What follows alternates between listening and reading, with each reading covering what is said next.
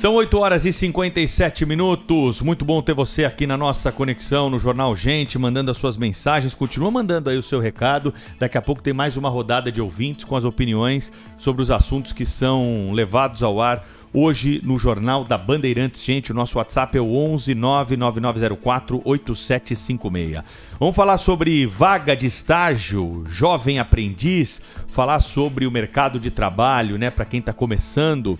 O Rodrigo Dib é superintendente do CIEE, Centro de Integração Empresa-Escola, está ao vivo conosco porque houve um mutirão com mais de 11 mil vagas de estágio e jovem aprendiz no Brasil. Ele vai falar um pouquinho mais sobre isso conosco. Tudo bem, Rodrigo? Seja bem-vindo aqui à Rádio Bandeirantes. Bom dia para você. Bom dia, obrigado aí pelo convite, prazer estar com vocês. De onde são essas vagas aí? Quais são os setores que estão mais procurando estagiários, jovens aprendizes pelo Brasil, hein?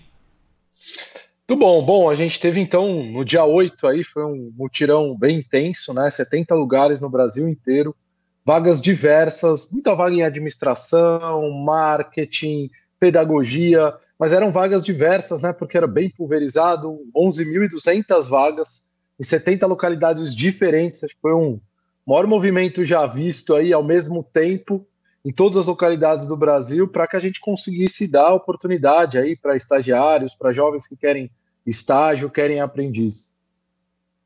E Rodrigo, o que é muito interessante, né, nesse tipo de ação é que é simplesmente a oportunidade que todos querem, né? E principalmente quando você começa cedo, você já engata, aí já toma gosto pela profissão, ou então sabe que não é bem isso, não é bem esse o caminho, mas você tem a perspectiva de um emprego no futuro. O que eu queria saber é como é que vocês estão lidando, Rodrigo, com essa chamada geração pandemia, essa geração que ficou aí 2 anos com o estudo um pouco prejudicado, e de que forma a importância desse tipo de ação contribui para que isso, claro que nada será suprido completamente, mas para que aos poucos os estudantes eles vão entrando aí nos eixos e atingindo aí o que o mercado de trabalho deseja. É um cenário bem desafiador, né? Porque depois de 2 anos de pandemia, a gente não pode esquecer que foram quase 2 anos de um tipo de educação precária, né? Principalmente na rede pública, onde o jovem foi privado, né? Ele não foi para a escola, e a parte online, onde todo mundo indicou, ela efetivamente não funcionou muito bem. E esse jovem se formou, não é que ele repetiu de ano, não é que ele fez de novo, não. Então o jovem ficou 2 anos, então vamos pegar um jovem que estava no primeiro ano. Veio a pandemia, ele se formou no terceiro ano com conhecimento os conhecimentos básicos de uma forma bem precária, né? E isso acaba tendo um reflexo claro, direto e objetivo quando a gente olha para o mercado de trabalho, quando a gente olha para o desemprego jovem, porque do outro lado, as empresas elas não vão olhar para esse cenário, né? As empresas querem contratar os melhores profissionais, e hoje a gente ainda tem uma taxa de desemprego bem relevante, por mais que ela caiu um pouco. Então, o que a gente vê é que nesta retomada é muito importante as portas de entrada para o jovem. Quando a gente fala do programa do Jovem Aprendiz, ele, por natureza, é um programa que não exige qualificação prévia, ele não exige experiência prévia, e é uma lei, ele é a nossa única porta de entrada oficial, federal, né, onde o jovem pode entrar no mercado de trabalho. E o estágio também, né? Então, essas duas alavancas se tornaram muito importantes, porque quando a gente olha para as vagas CLT, que já são vagas que pedem experiência, que já são vagas que pedem cursos complementares, a nossa juventude ainda vem de uma forma defasada, né? As coisas básicas, português, matemática, a gente vê que teve um agravante nisso, né? E a gente precisa retomar agora. Ô, Rodrigo, quais são as condições para você disputar uma vaga de estágio? Quem pode ser estagiário? Legal. Bom, o estágio basicamente é aquele que já está numa faculdade, né? Então ele está numa universidade, o primeiro dia que ele se matriculou na universidade, ele pode concorrer a uma vaga de estágio. E também a gente tem a figura do estágio de ensino médio. Então é uma figura não muito difundida no Brasil, mas ela existe, ela é prevista e muitas empresas contratam, que é o estagiário que está no ensino médio. Então basta estar no ensino médio ou na faculdade que ele pode tentar uma vaga de estagiário. Esse realmente é o mundo ideal, né? E, Rodrigo, falando um pouco do CIE, né, que é Centro de Integração Empresa-Escola, que busca ajudar aí a empregabilidade do jovem. Só que isso, Rodrigo, que é importante você dividir com o nosso ouvinte, não se dá somente na procura de vagas em empresas. Entre as ajudas já conhecidas, o CIE dá suporte psicológico, jurídico ao jovem. Eu gostaria que você falasse um pouco sobre isso. O CIE, muitos conhecem, o CIE existe há 59 anos, né? Então acho que o Brasil conhece o CIE como parceiro do jovem na questão da empregabilidade. Mas tem um lado, bom, o CIE é uma organização sem fins lucrativos, né? Então ela vive 100% com recursos internos, privados, nunca recebe nada do governo, e ela tem dentro das suas vertentes apoiar a juventude, primeiro para que ela conheça os seus direitos, para que ela tenha o acolhimento necessário e quando ela estiver pronta, para que ela vá para o mercado de trabalho. Então a gente tem um trabalho social gigante, com mais de 30 mil jovens atendidos ao longo do Brasil, que é para acolher o apoio psicológico.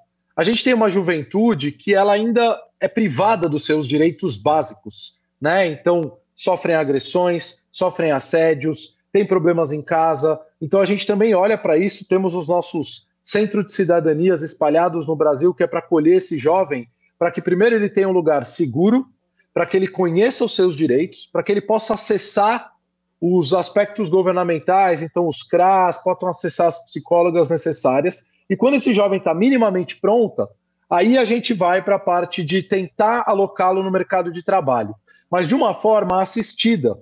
Quando a gente fala do programa do Jovem Aprendiz, ele é um programa muito rico, porque ele não é só um trabalho, ele é um programa que garante para o jovem um trabalho acompanhado. Então ele vai sim atuar numa empresa, mas ao mesmo tempo ele vai ter qualificação, ao mesmo tempo ele vai ter apoio de uma psicóloga, ao mesmo tempo ele vai ter apoio de uma assistente social, porque a gente entende que a nossa juventude não é só jogar no mercado de trabalho. A gente precisa olhar de uma forma plena, né? Para que possa ter uma entrada efetiva e qualitativa no mercado de trabalho, né?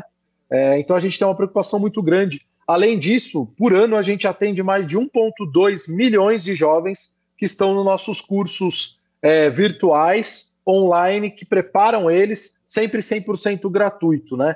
Então, acho que muita gente conhece o CIE como um grande empregador, mas é muito mais do que isso.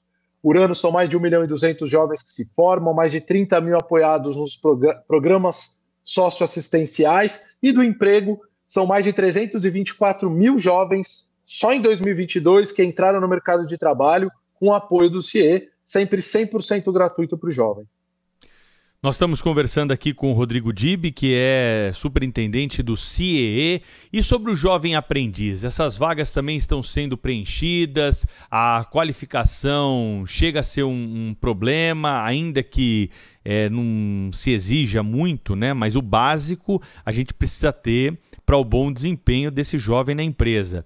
E o que a gente tem de números, né, da nossa educação, Rodrigo, é algo bastante preocupante. Tem muito jovem que está no ensino médio que não consegue interpretar um texto, realizar as operações básicas da matemática. Essas vagas acabam sendo preenchidas também todas? Como que é essa questão do jovem aprendiz? O cenário, como a gente colocou, ele é super desafiador, principalmente quando a gente fala das questões básicas, né? Português e matemática, efetivamente é o chão, né? É o chão da fábrica, né? Eu faço analogia muito que são os pilares do prédio. Se o pilar do prédio não está firme, é difícil subir qualquer coisa. E português e matemática é um pilar fundamental, ainda mais a matemática, que tem a ver com raciocínio lógico, tem a ver com as novas tecnologias. O jovem aprendiz é uma boa resposta também para isso. Por quê? Como é que funciona o jovem aprendiz? O jovem, quando vai ser jovem aprendiz, ele passa primeiro, então a empresa contrata o jovem, mas antes dele ir para a empresa, ele tem uma capacitação inicial que é feita pelo CIE e por outros entes aí. Essa capacitação, ela tem o objetivo de tentar nivelar o básico. Então ela é um reforço para aquilo que o jovem não tem. Então a gente fala muito de comunicação, fala de competências comportamentais. E aí o jovem fica um tempo inicial. Depois desse tempo inicial, ele começa a atuar na empresa, mas ele vai 4 dias por semana para a empresa e 6 horas por dia, ele continua se capacitando. E são capacitações básicas, né?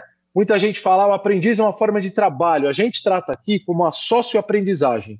Ele é um programa também social do governo, que é para eu incluir o jovem no mercado de trabalho, mas também educá-lo ao mesmo tempo. Então ele fica 4 dias por semana na empresa e 1 na capacitação presencial, aqui com o CIE, ele vai todo dia, 6 horas por dia, para que a gente possa fazer esse reforço com ele. Português, matemática.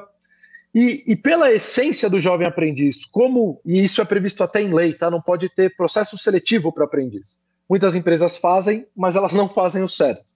O Jovem Aprendiz é um programa que as empresas acima de 7 colaboradores têm que contratar de 5% a 15% dos seus quadros. Existe uma cota, é uma lei. E ela indica que o jovem não pode passar por um processo seletivo e que tem que dar preferência para jovens em condição de vulnerabilidade. Então, olha a beleza que a gente tem, né? Então, isso propicia que um jovem sem experiência consiga entrar no mercado de trabalho.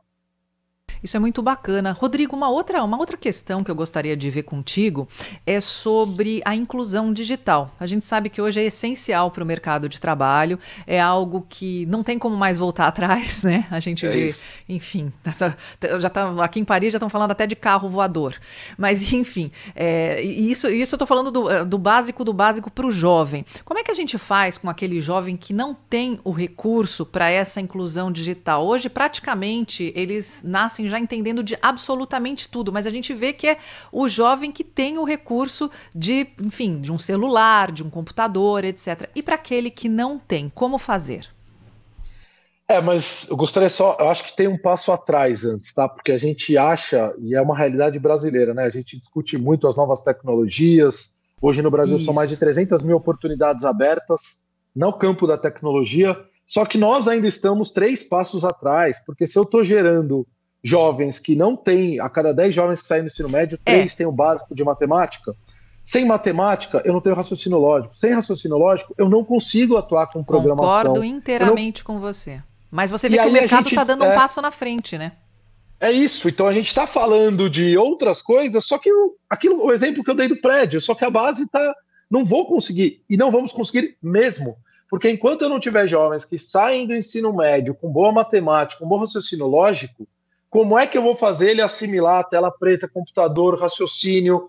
E outro ponto também, né? Quando a gente fala de tecnologia, eu estou falando de inglês também, porque programação ainda é tela preta, ainda são códigos na língua inglesa, né? Então, você tem esse passo para trás que a gente precisa dar. Então, sempre que eu falo para um jovem, eu quero tecnologia, a primeira coisa que eu falo para eles é, como é que está a sua matemática? Será que não vale, antes de você pensar em fazer um curso de tecnologia, você fazer um reforço de matemática?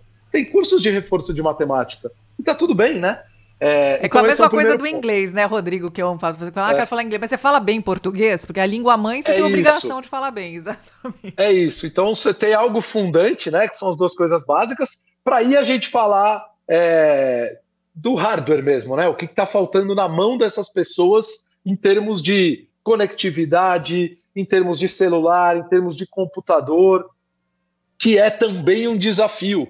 E é um desafio enorme, né? Porque hoje um jovem ter um celular e ter acesso a um celular tal, não significa que ele está preparado para virar um programador, para poder se capacitar quanto a isso, né? Então a gente tem também os 2 desafios, ao meu ver.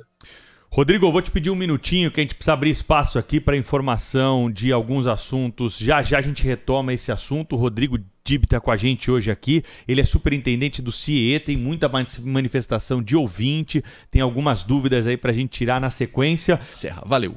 Tá aí o João, então, de olho em tudo que acontece no nosso plantão do Jornal Gente. Ele informa a qualquer momento se algo mudar nessas questões. Nós estamos entrevistando o Rodrigo Dib, que é o superintendente do CIE, está com a gente hoje aqui nessa manhã no Jornal Gente, trazendo esclarecimentos. Rodrigo, tem um ouvinte nosso aqui que mandou uma mensagem interessante para você explicar para a gente. É o Rafael Palares, ele é da empresa Gauss Telecomunicações de Guarulhos, e diz que teve um jovem, ele até manda aqui o nome, né? Por ser menor eu não vou falar o nome dele, mas o caso é importante e talvez seja recorrente aí ao CIE.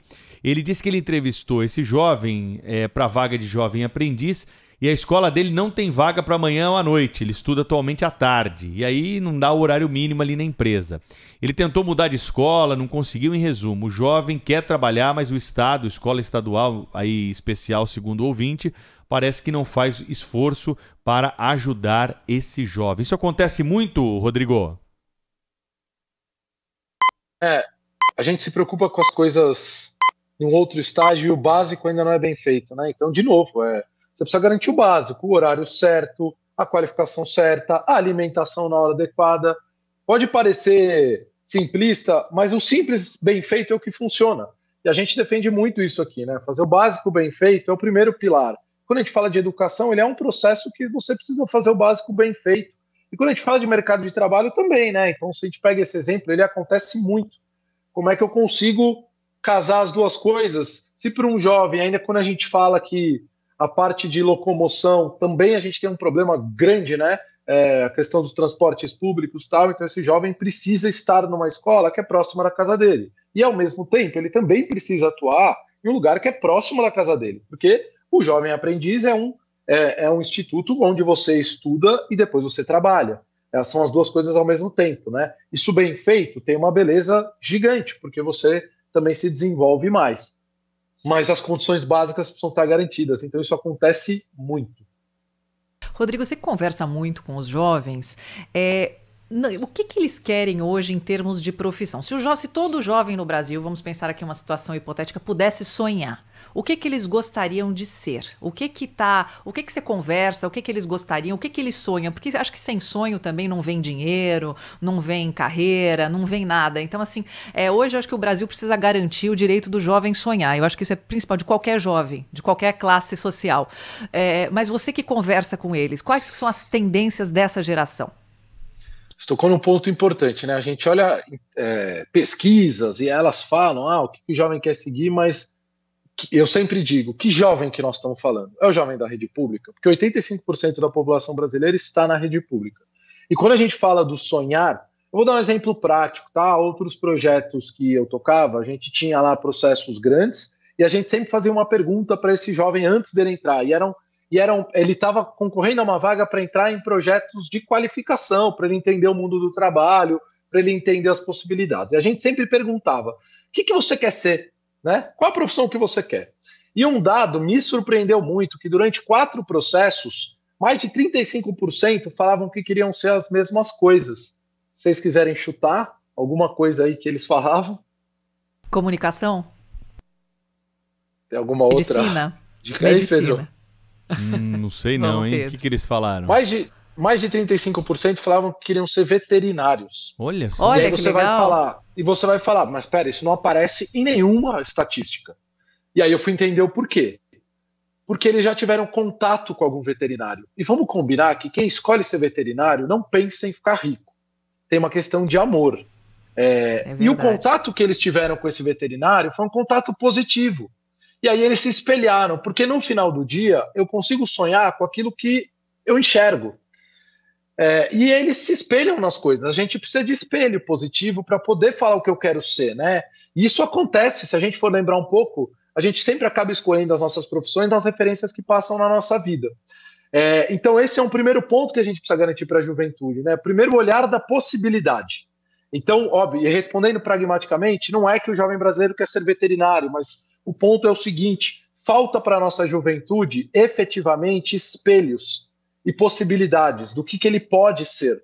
Quantos jovens brasileiros querem ser engenheiros? Se você vai na rede pública, eles mal e mal sabem o que é engenheiro, o que faz um engenheiro. E aí como que eu vou conseguir querer ser isso, né? Então a gente acaba indo para o básico, né? Quando vai, então eu vou ser administrativo porque eles descobrem fácil. Tanto que quando a gente olha as posições de jovem aprendiz mais alocadas, são na área administrativa. Então, de novo, eu acho que a gente ainda está um passo. A gente precisa estimular a juventude a conhecer as coisas, mas não só conhecer, mas efetivamente entender que é para elas. O que você está falando aqui faz todo sentido com o exemplo que a gente teve contato outro dia na Rádio Bandeirantes, quando a gente falava aí, fazia uma reportagem sobre jovens da periferia, né, que pela música, pelo esporte, acabam conseguindo superar as dificuldades impostas pela vida nesses casos, famílias desestruturadas, né? E o sonho do menino lá era ser enfermeiro. Ser enfermeiro. Porque quando ele ia ao posto de saúde, quem atendia era um enfermeiro. Não tinha médico, né? Não tinha outros profissionais da saúde. Ele era um enfermeiro que resolvia o problema quando ele tinha dor, quando alguém da família tinha. Então ele se espelhava, né, naquele enfermeiro, ele queria ser que nem aquele enfermeiro. E ele começou a fazer um curso técnico de enfermagem, e no meio do curso técnico, já um pouco com mais instrução e informação, ele viu que ser médico era mais legal, que existia alguém ali que sabia mais do que o enfermeiro, que podia resolver mais problemas do que o enfermeiro, né? Que podia fazer algo a mais. E aí ele passou na faculdade de medicina e hoje é médico, né? E ele só descobriu isso no meio lá do curso técnico para enfermagem, porque ele não tinha esse parâmetro de médico, por mais incrível que possa parecer para grande parte da nossa audiência. Então tem tudo a ver com o que você está falando. E eu queria te perguntar algo básico sobre isso, que é o seguinte: muitos dos nossos ouvintes, quando a gente aborda o tema educação, eles falam assim: Pedro, por que a escola brasileira, por que o ensino brasileiro também não é voltado para os cursos técnicos, né? Por que a gente não tem esses ofícios sendo ensinados? Você vê os americanos, quebrou uma lâmpada na casa deles, eles mesmos vão e resolvem. Eles aprenderam isso na escola, tem noções básicas ali de marcenaria. Aqui no Brasil, né, parece um preconceito falar sobre isso, parece diminuir o ofício, né, que é tão nobre quanto qualquer outro. Por que a gente não tem isso no Brasil, hein, Rodrigo? Esse é um ponto perfeito que você coloca, porque o ensino técnico ele é uma forma, tanto o ensino técnico como o programa de Jovem Aprendiz, são formas mais rápidas da pessoa já aprender um ofício e já conseguir aplicar, né? E aqui tem uma questão muito tradicionalíssima, né? Então hoje quando você pega o ensino técnico, ele nem é visto às vezes dentro como o Ministério da Educação, né? Ele é visto como outros ministérios, às vezes tem essa divisão, e eu acho que essa questão mais moderna de você desconstruir a forma como você ensina as pessoas e o para que serve a educação. Eu tenho uma visão muito pragmática de que a educação tem que servir para que a gente possa depois ter liberdade e aportar o nosso trabalho e trabalhar efetivamente, né? Porque tudo que a gente for falar, óbvio, a educação prepara para a vida, mas não existe vida se você não consegue o seu próprio sustento, se você de alguma forma não consegue ser produtivo. Se isso é uma verdade, eu preciso dentro da escola preparar as pessoas para autonomia de trabalhar, se desenvolver. E quando eu falo trabalho aqui, eu não estou falando especificamente de trabalho formal. A pessoa pode querer empreender, ela pode querer... e o técnico ajuda isso também, né? Então ele vai ser um marceneiro, como você colocou, ele vai prestar serviços mais rápido que até dê uma autonomia, né? Acho que aqui tem muito a ver com uma visão de país, de o que a gente quer para a nossa educação, né? Porque hoje eu ainda consigo... E essa discussão era muito quente. Hoje, quando a gente fala do novo ensino médio, isso está bem em voga a discussão, porque a gente tem que levar a nossa educação por uma questão mais prática, para que as pessoas entendam o significado de porquê que elas estão aprendendo as coisas. E isso faz tanto sentido que o próprio jovem desta atual geração perde o interesse pelas coisas onde ele vê, de novo, assim, um exemplo prático, né? O jovem não precisa ir mais para a sala de aula, sentar lá para descobrir quem é que descobriu o Brasil. Ele está no Google lá, ele vai lá e ele coloca. Mas ele precisa desenvolver outras coisas dentro da sala de aula, né? Então tem a ver também com como que eu consigo ressignificar para que serve a escola. Ela está me ensinando o quê? Né? Então eu concordo muito com você. Assim, a gente tem que ter um olhar dentro da escola de o que ela pode te ajudar na parte prática. Porque quando eu saio do ensino médio, uma porta se abre. E a porta é no mundo do trabalho ou dos estudos, mas se eu saio da escola com a porta aberta e a minha mochila de coisas que eu aprendi, coisas que eu vou levar, as bagagens não me ajudam para a próxima trajetória, quer dizer que eu tenho um problema, né? Quer dizer que, ou seja, enxergar o potencial é sempre muito importante, né? E quando você tem ações que apoiem isso, né? Que eu sempre falo que o CIE está bem envolvido nesse processo, é muito importante. E, Rodrigo, a gente não pode esquecer que para o português, para a matemática, para a história, para a geografia, o esporte, as atividades artísticas ainda são um belo apoio, né? Até para se a pessoa resolver ser artista e esportista. Totalmente, né? O esporte, quando a gente fala hoje, né, das competências comportamentais, trabalho em equipe, resiliência, comunicação. O esporte tem tudo lá, né? Porque efetivamente você desenvolve muitas habilidades, né? Tem melhor ambiente para você aplicar na prática o trabalho em equipe e a resiliência, por exemplo, do que o esporte, né? Então você se desenvolver, então isso conectado, ele hoje é muito em voga, né? A gente fala muito das competências comportamentais, e o esporte tem uma importância fundamental nisso. É isso aí, ó. E tem mais gente falando sobre a questão do horário aí da escola, viu? Não é só aquele ouvinte, não, ó. Bom dia, Pedro. Então, meu filho está na mesma situação, ele não consegue arrumar estágio porque ele estuda de manhã. Então não surgem vagas para trabalhar à tarde, mesmo de estagiária. É difícil, ele está fazendo a parte de TI, né? Na FATEC, também não está conseguindo arrumar. Alexandre Gerkov, aqui da Vila Ema, São Paulo. Obrigado pela mensagem, viu, Alexandre? É um problema que a gente está vendo aí, como disse o nosso entrevistado aqui, o Rodrigo, do básico, né? Daquilo que a gente já poderia superar com muito mais facilidade para entrar nos outros temas que nós abordamos aqui na entrevista, que é justamente aí são questões mais a fundo, né? De formação e daquilo que é necessário para que o jovem possa conseguir os critérios mínimos de necessidade para uma vaga de estágio ou de jovem aprendiz. Rodrigo, muito obrigado pela entrevista, foi muito bom conversar contigo aqui. A participação do ouvinte mostra que a entrevista foi necessária e esclarecedora para alguns pontos aí, mas tem muito mais para a gente conversar numa próxima oportunidade, viu? Muito obrigado.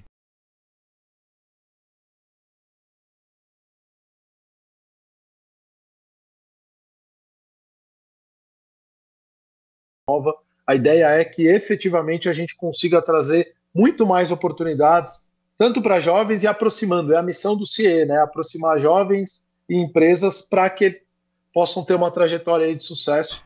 Obrigado pelo tempo de vocês.